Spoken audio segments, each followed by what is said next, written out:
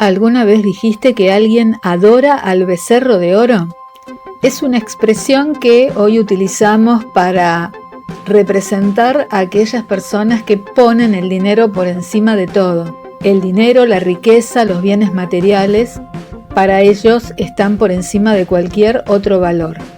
Esta frase está señalando una obsesión excesiva por el dinero, por el poder, por el éxito material, hasta el punto de que algunas personas colocan el dinero y los bienes materiales como el centro de su vida, como lo más importante.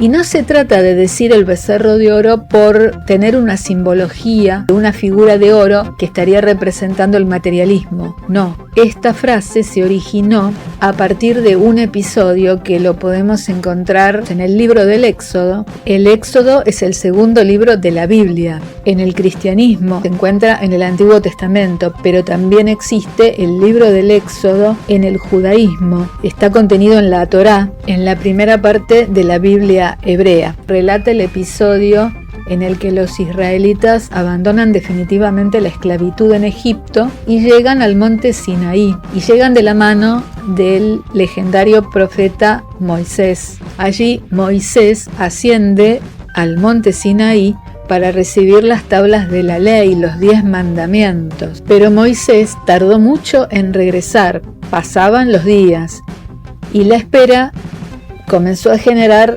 como es de imaginar, mucha incertidumbre, miedo, incluso impaciencia también.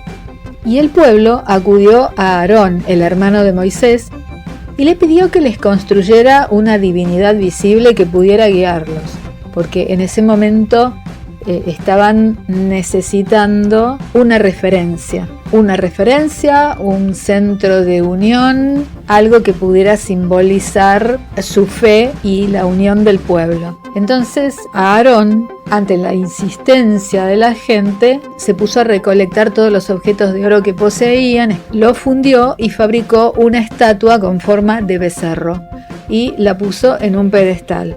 Entonces el pueblo tomó esta imagen como su divinidad y comenzó a rendir culto a esa imagen. Y en ese culto celebraron fiestas, realizaron ofrendas y colocaron su confianza en aquel ídolo. Cuando Moisés descendió de la montaña y contempló la escena, reaccionó con muchísima indignación. Este fue el episodio. A partir de entonces, la imagen del becerro se terminó convirtiendo en un símbolo del materialismo. Dejó de representar únicamente la idolatría religiosa y pasó a simbolizar todo lo material que pueda llegar a ocupar el lugar de los valores más importantes de una persona. Cuando para una persona es más importante el dinero y la acumulación de bienes materiales antes que otros valores, entonces se dice que adora al becerro de oro. Eso sería, en la tradición occidental, adorar al becerro de oro.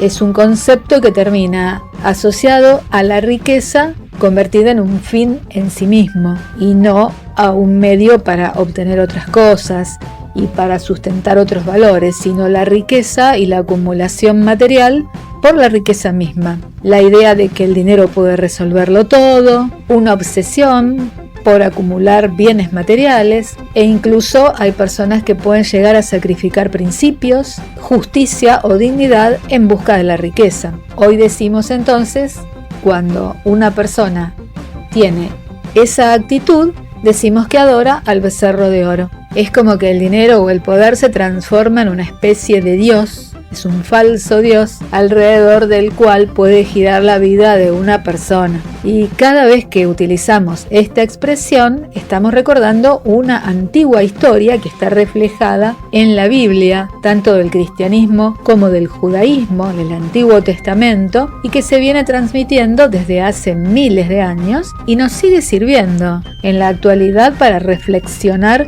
sobre una pregunta que tiene mucha actualidad, nunca pasa de moda en realidad. Esto fue válido a través de todas las épocas. ¿Qué cosas ocupan el centro de nuestra vida? Este fue otro viaje a través del tiempo que nos revela cuánto el pasado sigue latiendo en nuestra vida cotidiana.